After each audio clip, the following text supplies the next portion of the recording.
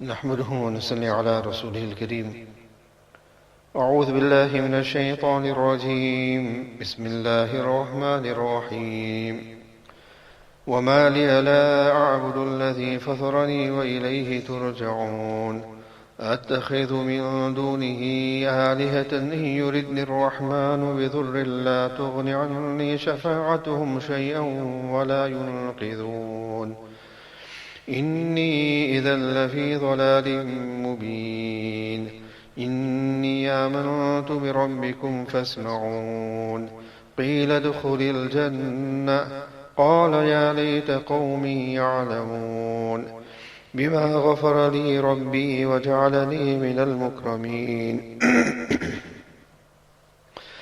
وما أنزلنا على قومه من بعده من جند من السماء وما كنا منزلين. إن كانت إلا صيحة واحدة فإذا هم خامدون. يا حسرة على العباد ما يأتيهم من رسول إلا كانوا به يستهزئون. ألم يروا كم أهلكنا قبلهم من القرون أنهم إليهم لا يرجعون. وإن كل لما جميع لدينا محضرون.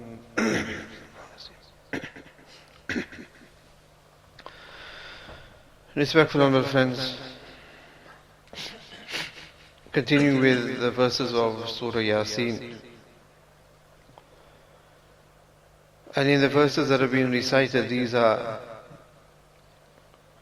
the opening verses of the 23rd Juz.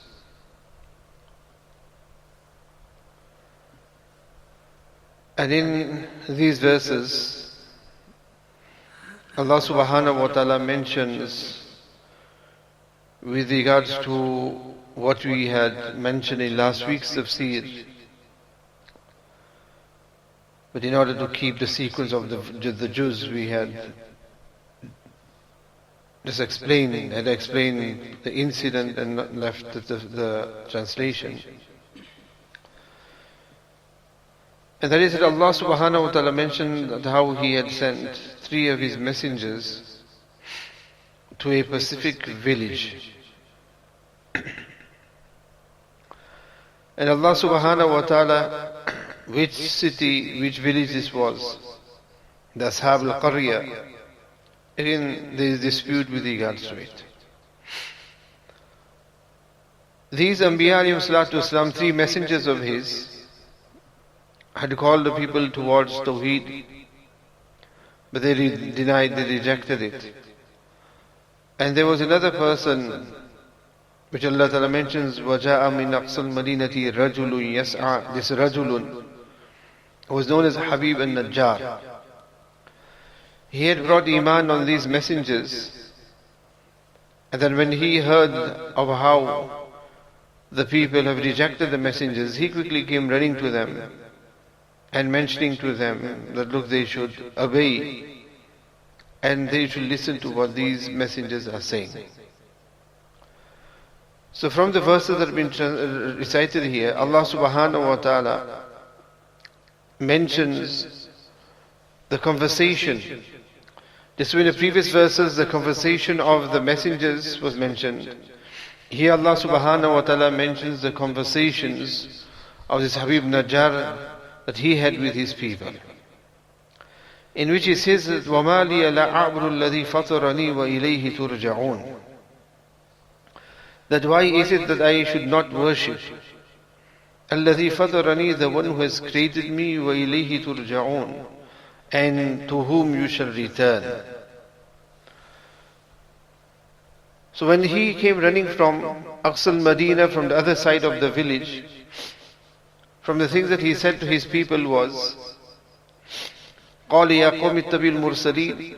O my people, follow the messengers, and follow those who مَنْ لَا يَسْأَلُكُمْ أَجْرًا, those who do not ask of any payment from you, وَهُمْ مُهْتَدُونَ, and those who are the rightly guided ones. So they do not ask any payment from you. And then he says that with regards to my own plight, that why is it that I would not worship the one who has created me, and this is what logic says as well, and to whom you shall all return.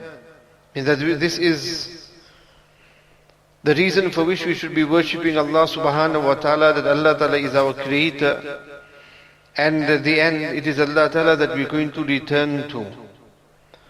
When this is the case, it just makes sense that you should be loyal to the one who created you, and it makes sense that you should also worship the one who you're going to return to. أَتَّخِذُ مِن دُونِهِ آلِهَةً إِن يُرِدْنِ الرَّحْمَنُ بِضُرٍّ لَا تُغْنِ عَنِّي شَفَاعَتُهُمْ شَيْئًا وَلَا يُنْقِذُونَ. And then he put this question to them as well, that أَتَّخِذُ مِن دُونِهِ آلِهَةً, that why should I take others as a deity besides Allah subhanahu wa ta'ala? Because إِن يُرِدْنِ الرَّحْمَنُ بِضُرٍّ, if Ar-Rahman intends any harm to me, لا تغني عني شفاعتهم شيئا ولا ينقذون. There, meaning the idol's intercession, will not help me in the least. ولا ينقذون, nor can they rescue me.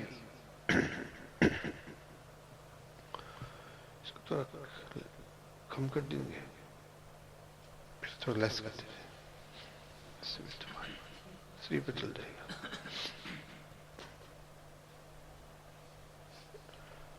Is it too much or less? Here, too much here?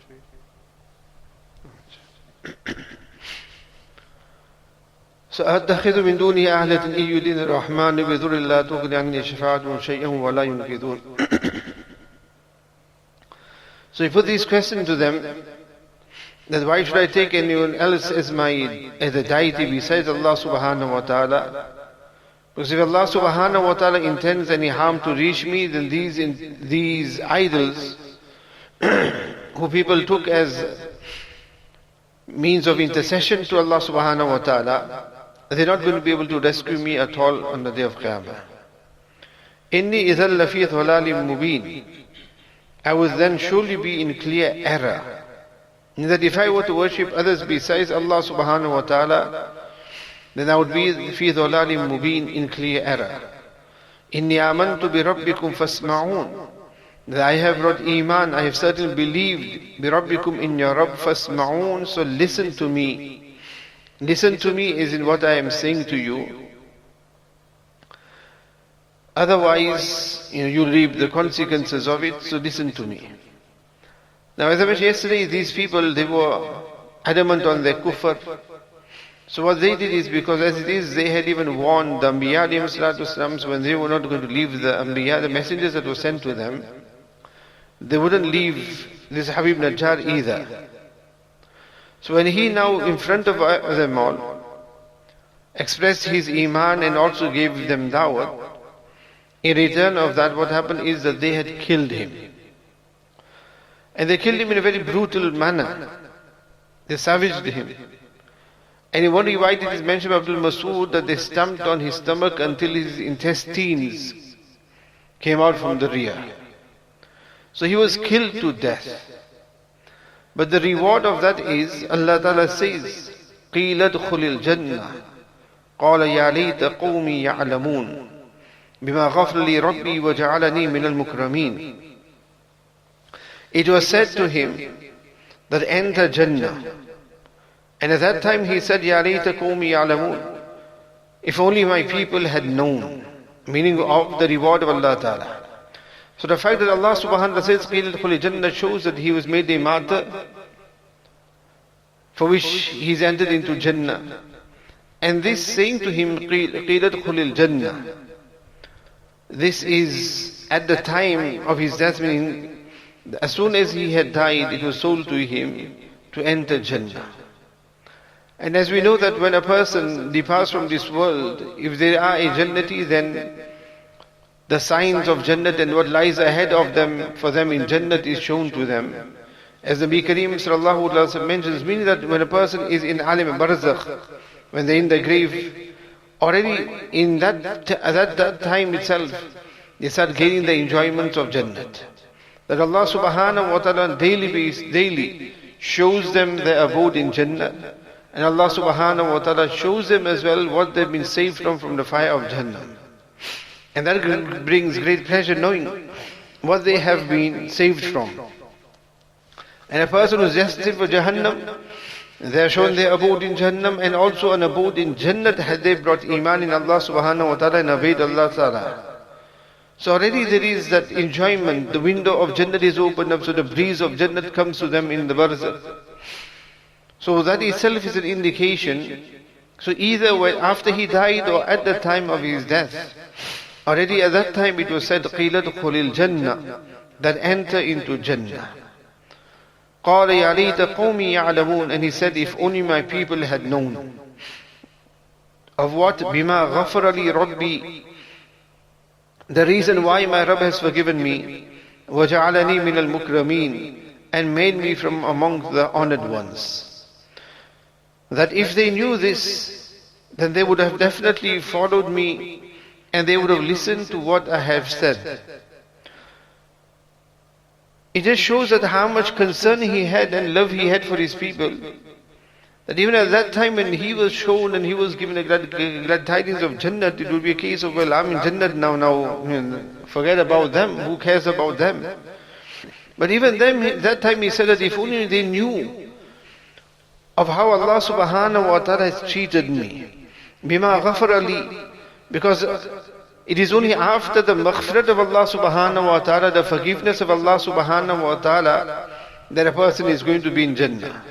If Allah ta'ala doesn't forgive us, we're not going to be in Jannah. So the first thing is that Allah subhanahu wa ta'ala's maghfirat, so that's why he says, Bima ghafara li rabbi. The reason why my Rabb has forgiven me. And after forgiving me, وَجَعَلَنِي مِنَ الْمُكْرَمِينَ, and he made me from amongst the honored ones. Because this is the honor of a person who dies on Iman. This is the honor of a person who is martyred. And this is the honor of that person who calls his people towards Iman. That Allah subhanahu wa ta'ala وَجَعَلَنِي مِنَ الْمُكْرَمِينَ, which shows as well that this he already saw and experienced the honor that Allah subhanahu wa ta'ala had given him. So the person, at the moment they die, they already get the glad tidings of the hereafter and the honor that they have, that when the ruh departs as well, of how the angels, honorable angels, the ones who take the ruh of a righteous person come, and they come in a big group, in a gang, and they come to take the ruh of a person, and the ruh of that person is also taken in a very honorable manner. So already the honor begins at that time. And as the ruh traverses the heavens, each heavens where it arrives, the angels they ask and inquire that who is this person, whose ruh are you traveling with? To which they show what Mukrameen again. They do ikram of and they honor the mayyit. And they will then describe the mayyit with the various good titles that people had given them here in this world. That this person was an abid, worship of Allah subhanahu wa ta'ala. He was a sadiq. He was from the awliya. He was a tahajjud guzar. He was pious. He was righteous. He was an alim. He was a hafiz. He was a qari. Whatever good titles people gave that person here in this world, the angels will mention those titles. And then in honor of that root, all the angels on that level, they will accompany it and go to the next one and the next one, and the same will be repeated. This is already the honor that Allah subhanahu wa ta'ala gives the ruh. For doing what? For bringing iman in Allah subhanahu wa ta'ala and obeying Allah subhanahu wa ta'ala. Which shows us that the titles that will benefit us in the hereafter, I mean whatever good titles we get here in this world. And by good titles we mean that genuine good titles that we have earned here in this world. By being good people, people will praise us if we are genuinely good. People will praise us for what? For our righteousness and piety. So if we are known for the right reasons, and people honor us here for the right reasons, the same honor will be given to us by the angels. And the honor of the angels, that is what matters the most. Here you get various honors. The yearly honorary list, people get their various honors in that. You're not going to take that because that's not going to mention whose ruh is it. This is Lord so and so. This is Fula Fula MBE, OBE, and this ABC, XYZ. Those are not going to be of any value at all. The angels, they don't know the alphabets. So that's not going to give them any honor at all. It is the righteous titles that were given to them here in this world. That's how they will be proclaimed, and they will be given these titles there as well. So Allah subhanahu wa ta'ala said, Bima ghafra bi wa ja'alani mukrameen. And also the only one title that will even go with a person in the hereafter, or two titles which will be beneficial, is that of a Hafizul Qur'an, and the other is that of an alim. Of a Hafizul Qur'an and that of an alim.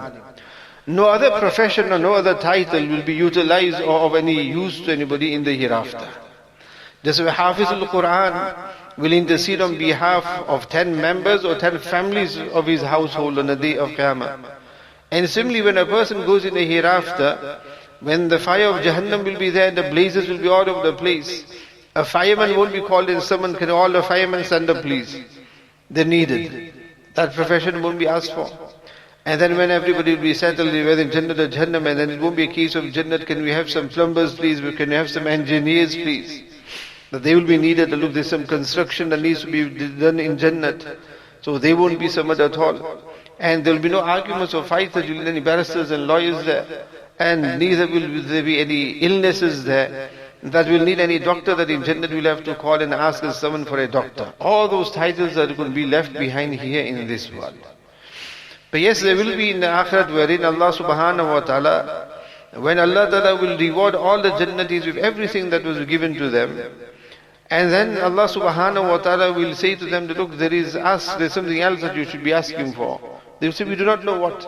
That's when Allah subhanahu wa ta'ala will say to them, go and ask the ulama. Go and ask your Imam Sahib.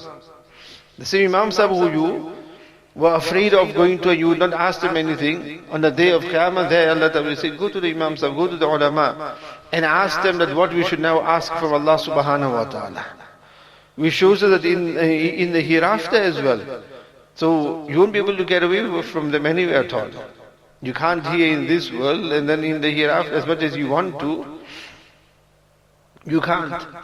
Because when a child is born, when a person dies, when a person gets married, throughout your lives, you're going to need the ulama. Then in Jannat as well, so that is the only profession that will still come in use in the hereafter. So here, these are titles. There's the honor which he mentions here. That بِمَا غَفَرَ لِي رَبِّي وَجَعَلَنِي مِنَ الْمُكْرَمِينَ. So if we also want to be ones from the honored ones, and now true honored ones are who? Hum aise rahe ya waise rahe, waha dekhna hai kaise rahe. This is what true honor is. That hum aise rahe ya waise rahe.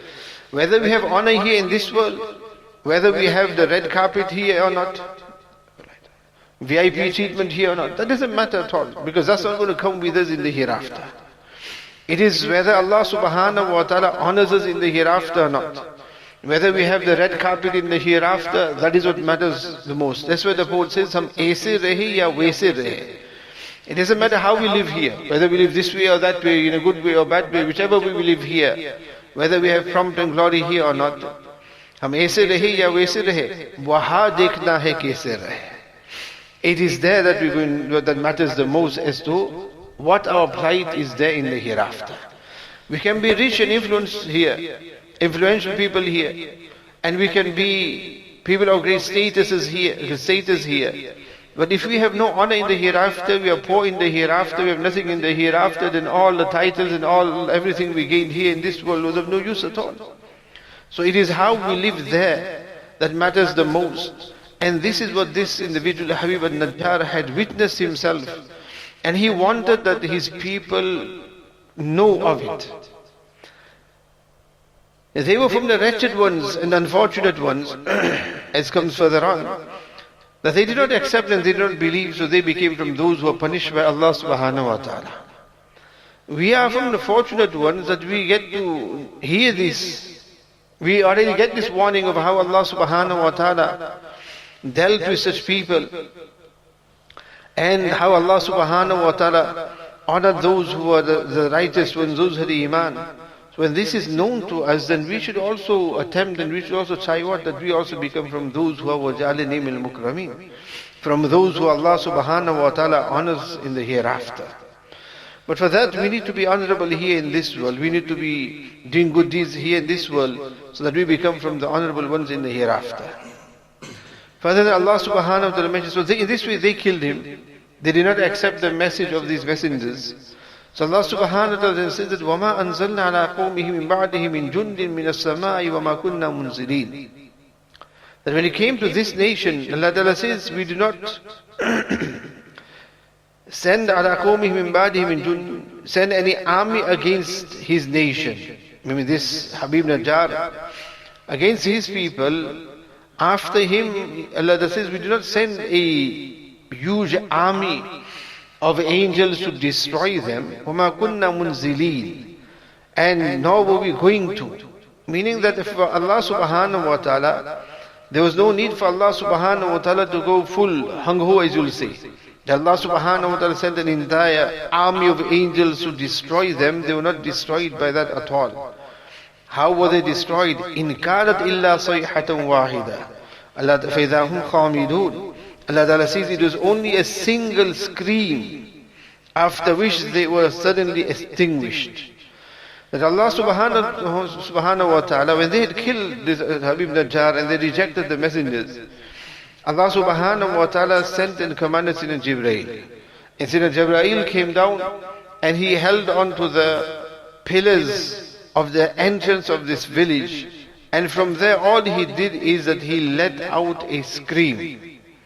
And that scream was such that not a single living soul could bear, and every soul departed from the living. That's all it took. There was no need for any other angels to come, and neither did Jibreel have to do anything more than that. He just let out a sayha, a scream. And that itself was sufficient to destroy them. And Allah Ta'ala says, فَإِذَا هُمْ خَامِدُونَ. The word khamidun means to become cold. It means to become cold. That's why in the translation we translate it as suddenly they become extinguished. And why Allah subhanahu wa ta'ala says فَإِذَا هُمْ خَامِدُونَ is that every living person has heat in their body. There is hararat that is there, by which they are still living. And when the ruh departs from the soul, then a person becomes cold. Person becomes cold. So on that basis, as we say, look, he was knocked out, so stone cold. So فَإِذَا هُمْ خَامِدُونَ means the same, that their ruh was they were totally just extinguished, meaning there was no sign of their existence at all. They became cold, meaning that their ruh departed from their soul. And that's all it was needed to destroy them. يَا حَسْرَةً عَلَى الْعِبَادِ مَا يَأْتِيهِمْ مِنْ رَسُولٍ إِلَّا كَانُوا بِهِ يَسْتَهْزِئُونَ. Ya hasra, hasrat means anguish. Anguish upon my bondsmen. That ma yatihim mir rasulin, that no Rasul has come to them, illa kanu bihi yastahzi'un, but they were mocking them. They mock every Rasul that comes to them. So because of that, Allah Ta'ala says that what anguish there is on them, meaning that this is how foolish they were. أَلَمْ يَرَوْكَمْ أَهْلَكْنَا قَبْلَهُمْ مِنَ الْقُرُونِ أَنَّهُمْ إِلَيْهِمْ لَا يَرْجِعُونَ. Have they not seen how many from the generations that we destroyed before them? And the condition is أَنَّهُمْ إِلَيْهِمْ لَا يَرْجِعُونَ, that they will certainly never return to them, into the world. That do they not take heed from this? That there were those who behaved in a similar manner to them, and Allah subhanahu wa ta'ala destroyed them. And Allah Ta'ala mentions all these incidents to us in the Qur'an as well, as to how Allah subhanahu wa ta'ala destroyed those who denied Allah subhanahu wa ta'ala. وَإِن كُلُّ لَمَّا جَمِيعٌ لَدَيْنَا مُحْضَرُونَ. And then on the day of Qiyamah, Allah Ta'ala says they will all be present. كُلُّ لَمَّا, all of them, جَمِيعٌ, all of them will be collectively present in front of Allah muhdarun, present. That they will all be present before us collectively. Jami'un means collectively, when they will have to answer for their behavior. And then will be the greater punishment. That this was just one punishment here in this world that came to them, but then there is still the punishment of the hereafter that they have to face with. وَلَنُذِيقَنَّهُمْ عَذَابَ الْأَدْنَى دُونَ الْعَذَابِ الْأَكْبَرِ. This is just a tester, you can say. of the azab, of the greater azab that's going to come in the hereafter. And that is something that they still have to face. That's why, my dear friends, when we talk about Iman, the value of Iman, this is what Iman is. This is what Iman saves us from such type of doom and calamity and punishment of Allah subhanahu wa ta'ala. As long as we depart and we remain firm on our Iman and we die on Iman. But it shows us how we didn't have to struggle for our Iman. Allah ta'ala just gave Iman to us. What a great bounty of Allah subhanahu wa ta'ala. And then when Allah subhanahu wa ta'ala has given us such Iman, just like this Habib al-Najjar has said to his people, that وَمَا لِيَ لَا عَبْدُ الَّذِي فَطَرَنِي وَإِلَيْهِ تُرْجَعُونَ. Then why should I not worship Allah subhanahu wa ta'ala? Isn't it? When Allah ta'ala has given us Iman, why do we disobey Allah subhanahu wa ta'ala? Why should we not have it in us? Look, when Allah has given us Iman and saved us from such calamity and such punishment, then it is just understandable that we would want to do something in return and be obedient to Allah subhanahu wa ta'ala. Somebody does any favors upon us, what do? We want to return the favor. We want to do something good for them. Allah Ta'ala is not in need of any favors from us. Allah Ta'ala doesn't need any good from us. But it should be within us that no, we want to worship the one.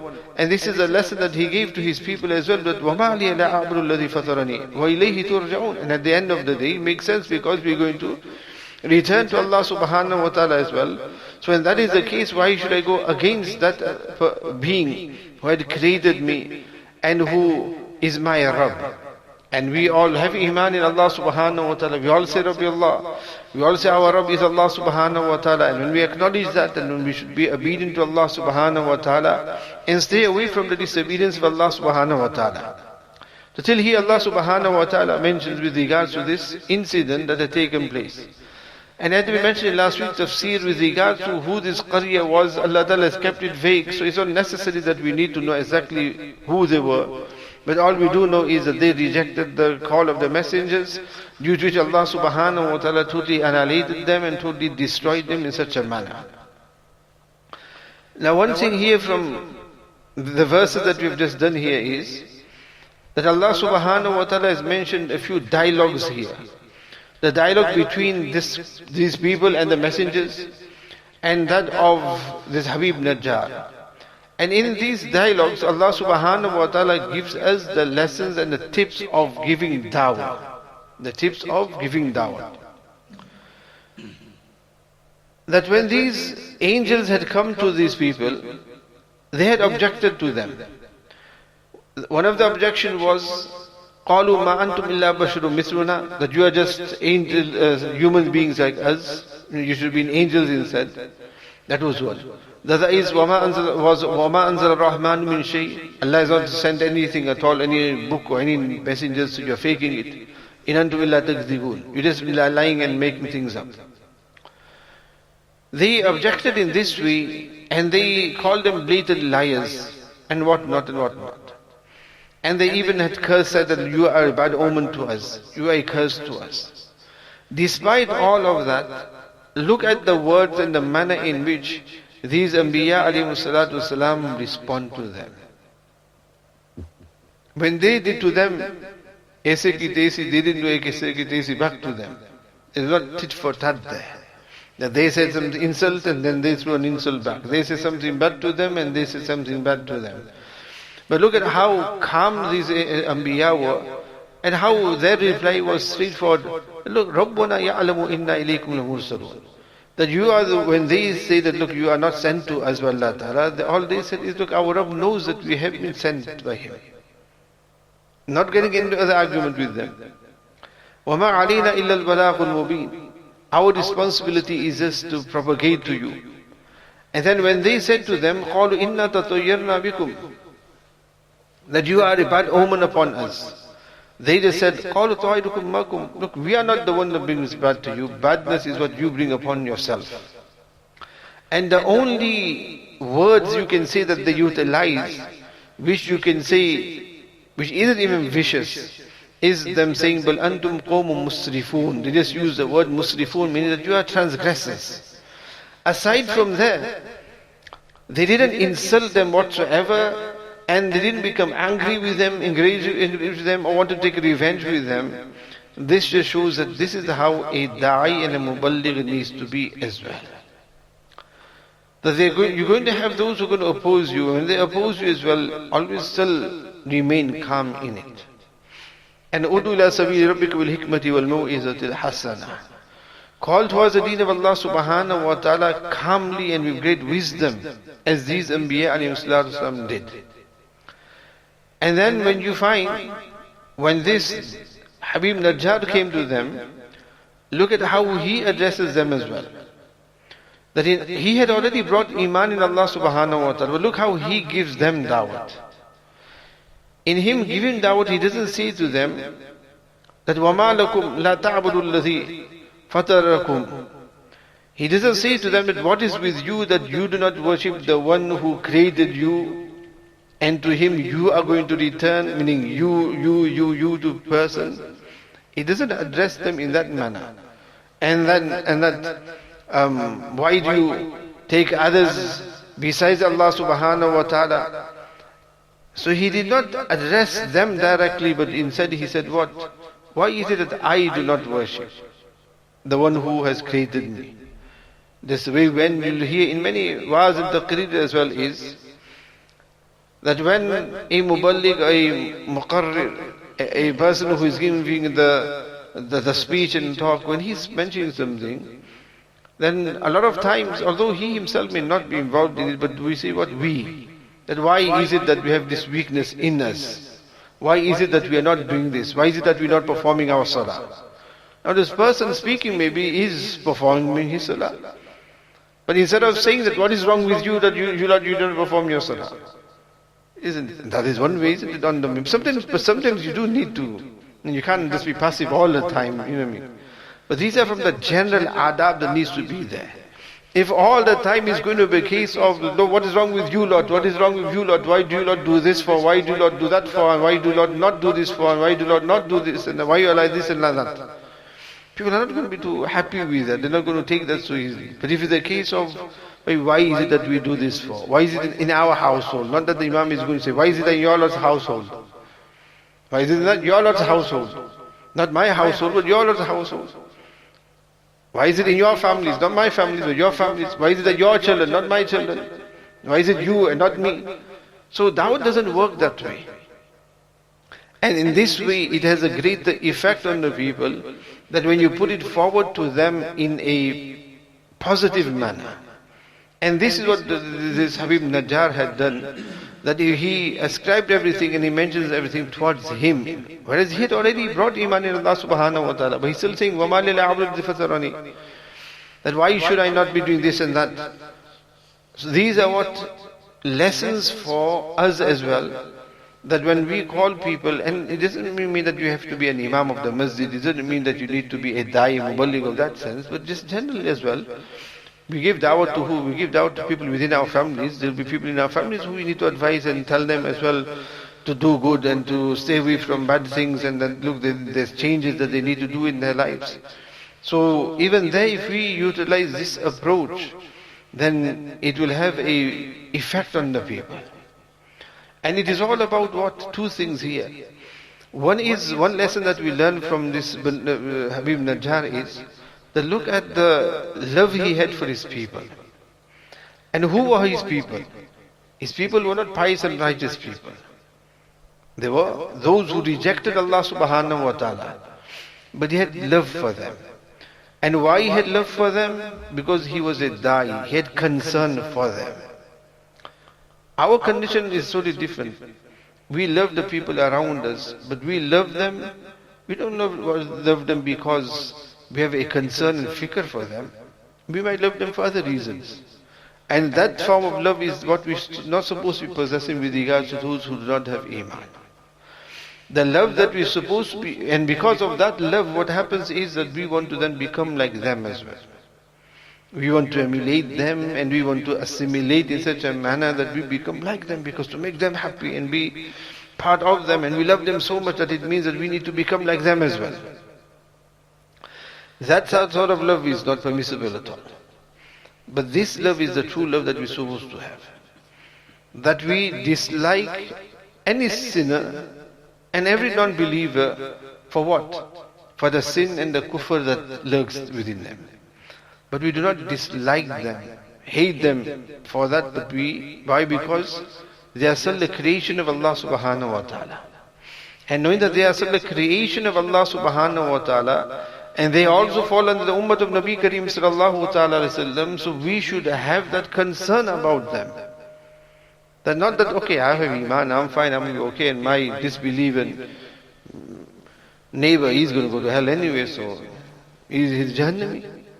I'm not bothered about him. He can do whatever he wants. This is not how a believer is. Like he as well, he could have said, I'm going to Jannah now, I've been told, okay, let's call Jannah, fine, forget about them not. But no, he went and gave them da'wat. And even at that time he wished that if only my people had seen my pride, so seeing that they would also have brought iman. So this is how we should be as well.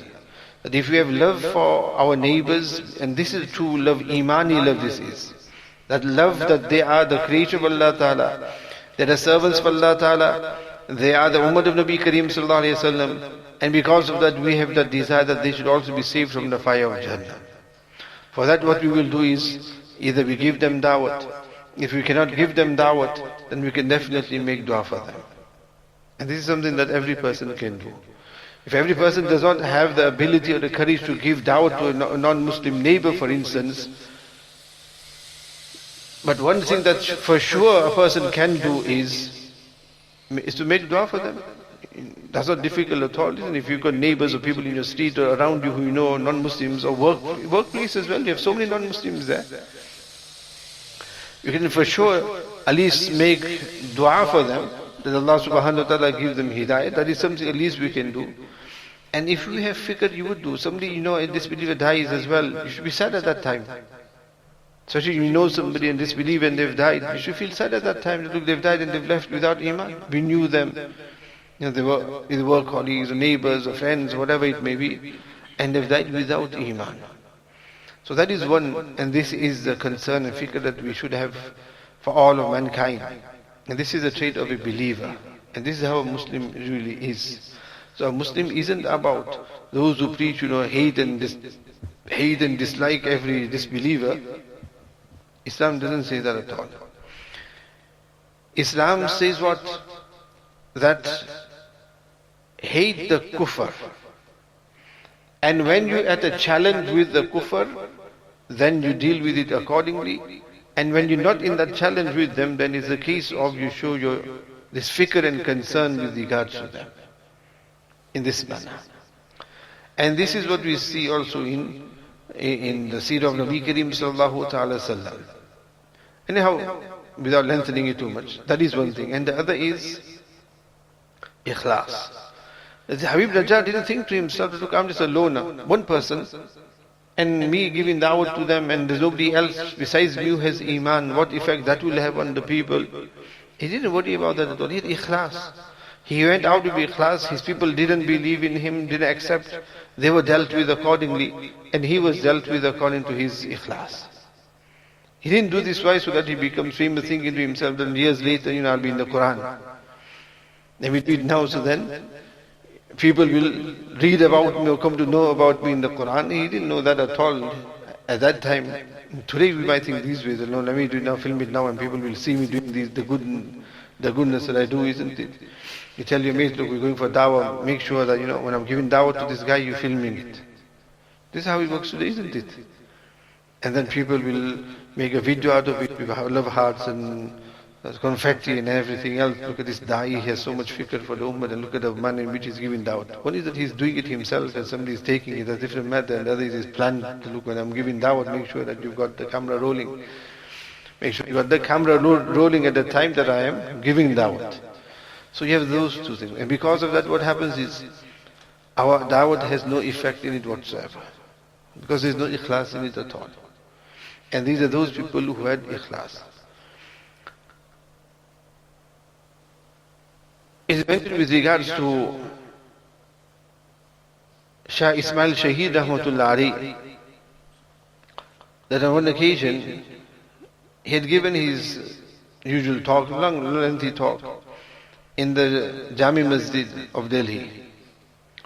After that, when he was departing, he was leaving from there, one individual came running and he came there, climbed up the stairs, and he found that I missed the talk. So when he said, look, I've missed the talk, and he ran into Shah Ismail Shaheed Rahmatullahi. What is Shah Ismail Shaheed Rahmatullahi? These are my hard lines, you missed it. You know, I've already addressed so many, and that. Or if you want to hear bayan, then make sure that you call me to your masjid then, and make sure there's a big crowd there, and I'll give a bayan there. So he said to him, sit down. He sat down there on the step with him, and the same 2-hour talk that he had given to that whole masses, he gave the same 2-hour talk to this one individual. Why? Because they had ikhlas. It wasn't about the numbers, it wasn't about the name and fame there. It was a case of those thousands listening there. Maybe nobody had ikhlas and nobody would have, maybe this one individual, what if something enters into his heart. And if he changes, then that is more important than those thousands who have listened to the taqreer. There's that one person who may change. This is what, and because of that, they had what? There was asar, there was effect in their da'wah. There was effect in their speech, there was effect in what they said, because there was what nur in the heart. And Hazrat Rahmatullahi would say in his ashar as well, "Jab qalb mein nur hi nahi to mimbar se barsayenge kya?" That if there is no nur in the heart, then what you are going to spread from the mimbar? If a person doesn't have nur in the heart himself, then what nur is he going to spread to his masses and the congregation? You have to have something in me. Jab chothin nahi lagi, to fir gungunaye kya? If a person if you haven't become injured, then what scar are you going to show? You'll only show the scar if you have become injured. So if there's nothing inside, then what are you going to give the people? And you have ikhlas, then this person, individual's ikhlas was such that we don't even know the time scale of when this occurred. Mufassirin have tried whatever, but even now in the 21st century, and then till the day of Qiyamah, Quran will remain, people are going to, and those before us as well, have been reading Surah Yaseen, doing tafsir of Surah Yaseen, and remembering this one da'i. His qawm, his people did not come into Islam, did they? Nobody believed in him. But because of that, he was not a failure, was he? Allah Ta'ala remembers him in the Quran because of that which he did. And it is this that matters so much as well. When we have the Tabligh Jamaat, when we have Jamaat that come, then a lot of times, they request as well that, can you spend some time, just give us a bit of nasihat and advice. And from the advice, one of the advice I give them as well, because there are many things that you say, but because it's not part of their routine or their schedule, and just in 1 year, maybe out of the other year, things need to fit with their programming, then it makes more sense to them. But what I do mention to them is that, look, when a Jamaat goes to a masjid, after that, when they return, they have the karguzari, report. And part of that karguzari is that they ask as well that, look, how did the tashkil go? How many people gave their names? And if they say, no, alhamdulillah, so many people gave their names for 4 months, and so many gave their names for 40 days, and so many people came in, and so many people sat in the talk, and this and that. MashaAllah, very good. And if it's the case of, no, nobody gave their names, the locals didn't, sit in the program, or they did sit, but they didn't really give their names or so, then they would regard that and maybe take that to be a failure. To take that as a failure. And the advice I give them is that, look, if a Jamaat comes to a locality, and from that Jamaat coming to that locality, even if just one local person came to the masjid and read Salat with Jamaat, that Jamaat is successful. Even though nobody gave their names at all, nobody went for 3 days after that, nobody went for 40 days, nobody gave their names. Because the maqsad, Ilyas Rahmatullah's maqsad wasn't to get people going into Jamaat. That was a stepping stone. The whole priority maqsad was to bring people onto deen. And that was his maqsad. He knew that the people, the iman is so weak that they're not going to all of a sudden just come out of the ignorance and neglect and go to the Darul Ulooms. They're not just going to go onto the battlefields and become mujahideen. There's a process before you get to that level. So that process was what? Tabligh Jamaat. That this will at least just bring them and create that connection of deen within them, so they're ready to take the next steps. But unfortunately, they just become stopped on that step. All of the steps are now not deen, which is wrong as well, because they've moved away from the manhaj of Mawlana Ilyas Rahmatullah. So I give this advice, and it doesn't matter if nobody came onto the work of tabligh, because your maqsad is not to make them convert people into tablighis, because that's what the maqsad is, become, to make people tablighis. But from your coming, if nobody goes in Jamaat, nobody becomes a tablighi. But if even one person came to the masjid and read salat because of your Jamaat going for gush or speaking to them, that Jamaat is successful. Wah to that Jamaat. Why? Because that's what the ikhlas is all about. But that's not the case. That isn't the case. And here as well, as I mentioned to you, the whole point here is that his people did not accept what he said. You could understand that way. Look, he was successful in that way. Look, he gave da'wah in all his entire qawm. They came into Islam, but they didn't. But Allah subhanahu wa ta'ala appreciates the mujahada that he made, the call that he made, and the qurbani that he had made. And that is what we need to bring in our lives. Allah Ta'ala grant us all understanding. رَبَّنَا تَقَبَّلْ مِنَّا إِنَّكَ أَنْتَ السَّمِيعُ الْعَلِيمُ وَتُبْ عَلَيْنَا إِنَّكَ أَنْتَ التَّوَّابُ الرَّحِيمُ سُبْحَانَ رَبِّكَ رَبِّ الْعِزَّةِ عَمَّا يَصِفُونَ وَسَلَامٌ عَلَى الْمُرْسَلِينَ وَالْحَمْدُ لِلَّهِ رَبِّ الْعَالَمِينَ.